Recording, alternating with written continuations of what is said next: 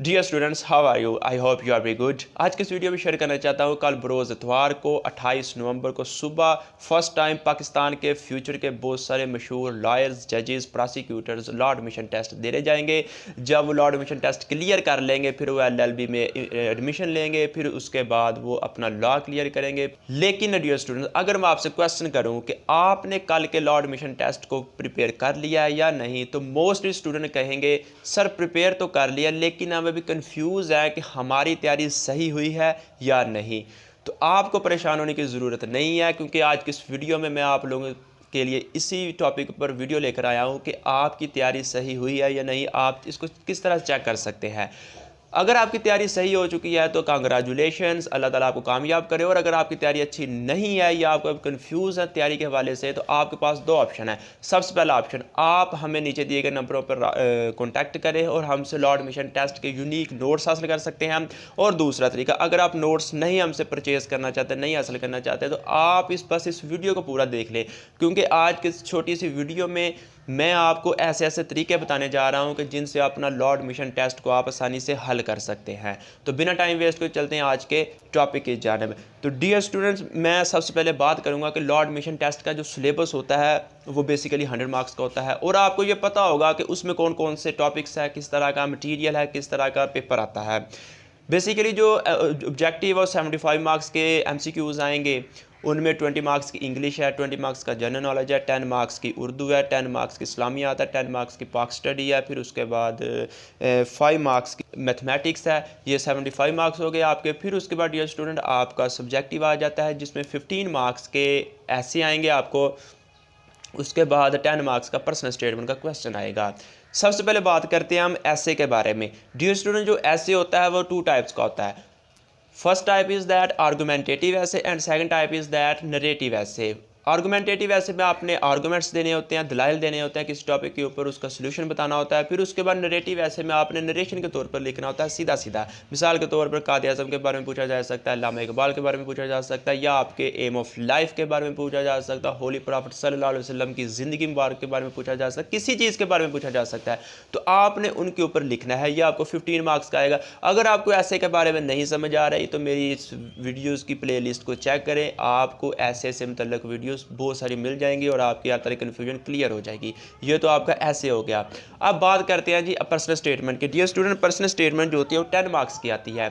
इधर आपको एक बात क्लियर कर दूं कि पाकिस्तान में जितने भी पब्लिशर्स मौजूद हैं या जितने बड़े बड़े यूट्यूबर्स जो कि मेरी तरह वीडियोस बनाते हैं, आपको लेक्चर देते हैं, आपकी मालूमात में इजाफा करते हैं, वो जितना मर्जी चैलेंज कर दे कि आपको पर्सनल स्टेटमेंट इसी टॉपिक में आएगी, तो ऐसा हरगिज़ नहीं हो सकता। आपको पर्सनल स्टेटमेंट का टॉपिक सिर्फ एक ही बंदा बता सकता है, और वो है वो इंसान जिसने आपका पेपर सेलेक्ट करना है। और ऐसा हो नहीं सकता कि वो हमें घर आकर बताए कि आपका पर्सनल स्टेटमेंट किस टॉपिक पर आना है। तो इसीलिए आप पर्सनल स्टेटमेंट प्रैक्टिस करें। दाईं साइड पे मेरी वीडियोस का थंबनेल आपको मिल रहा होगा, मैंने वीडियोस बनाई हुई हैं, आप चाहें तो इनको देखकर फ़ायदा उठा सकते हैं। बहुत सारे स्टूडेंट इससे मुस्तफ़ीद हो रहे हैं।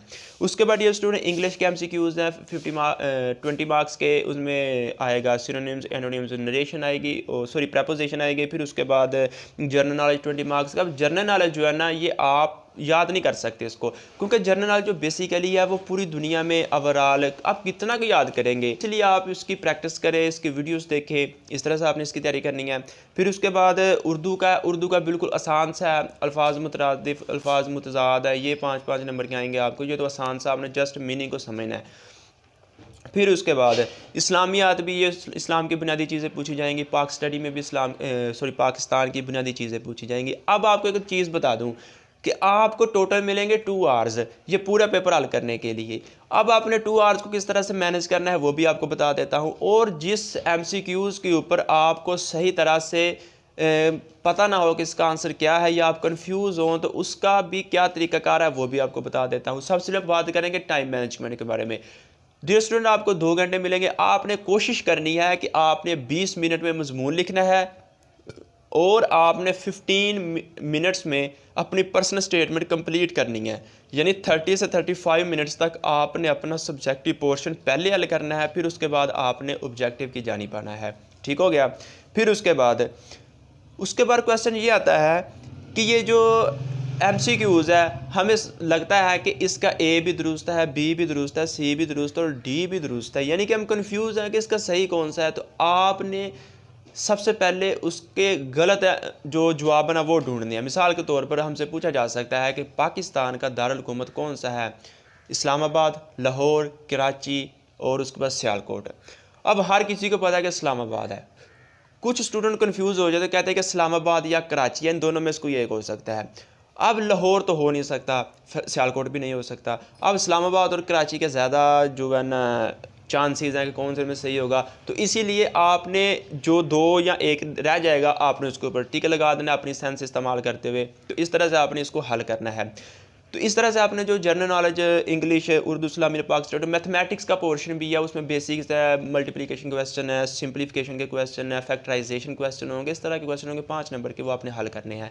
डियर स्टूडेंट, अब चलते हैं कि हम अपना ऐसे किस तरह से चेक कर सकते हैं आज घर बैठ के कि हमारा ऐसे सही है या नहीं, और पर्सनल स्टेटमेंट किस तरह से लिख सकते हैं। तो डियर स्टूडेंट, आपने कुछ इस तरह से करना है कि मेरे इस यूट्यूब चैनल पर दाईं साइड पर आपको थंबनेल नज़र आ रहा होगा, ऐसे के बारे में आपने ये वीडियो देखनी है प्लेलिस्ट में, ठीक है। आपको उसमें से बहुत ज़्यादा फ़ायदा होगा, क्योंकि मैं दोबारा अगर वो सारी डिटेल बताऊंगा तो वीडियो बहुत ज़्यादा लेंथी हो जाएगी, आप बोर हो जाएंगे। तो मैं नहीं चाहता कि आप बोर हो और आपका टाइम वेस्ट हो, तो इसलिए आप जल्दी जल्दी ये काम करें, इस दाएँ वाले थंबनेल को प्लेलिस्ट में ढूंढें और उसको वॉच करें और कमेंट्स में मुझे बताएं कि आपको कितना फ़ायदा हुआ। फिर उसके बाद पर्सनल स्टेटमेंट का तरीका क्या है। मेरी एक वीडियो बहुत मशहूर हो चुकी है, मेरी सारी वीडियोस की निस्बत। मैं ये नहीं कहता था कि पूरी यूट्यूब पे मशहूर है, बल्कि नहीं, मेरी जो प्ले लिस्ट है उसमें सबसे ज़्यादा वही चल रही है।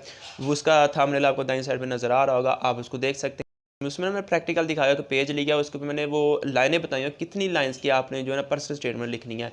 तो ये तरीकाकार है आपका लॉ एडमिशन टेस्ट को हल करने का। अब आज के इस वीडियो में आपने क्या क्या सीखा। आपने ये सीखा कि आपने अपने टाइम को किस तरह से मैनेज करना है, आपने एमसीक्यूज़ को किस तरह से सॉल्व करना है, और इसके अलावा आपका ऐसे और पर्सनल स्टेटमेंट जो आपने याद किया कि वो सही है या गलत, आपने ये सीखा। अगर आपको लगता है कि सही है तो all the best and best of luck, और अगर आपको लगता है कि सही नहीं है तो आप आज की मेरी वीडियो से सीख सकते हैं और अपने कल के लॉ एडमिशन टेस्ट को क्लियर कर सकते हैं। तो डियर स्टूडेंट्स, हम आपके लिए दुआ गो हैं, हम आपके लिए दुआ करेंगे कि अल्लाह ताला आपको कामयाब करे, अल्लाह ताला आपको ज़िंदगी की तमाम कामयाबियों से हमकिनार करे और आपको वो तमाम चीज़ें अता फरमाए जो आपके हक़ में बेहतर है। आप सब लोग कमेंट्स में आमीन बोलिए। मिलते हैं एक न्यू वीडियो में, तब तक के लिए अल्लाह हाफ़िज़, नाज़रीन, wish you all the best.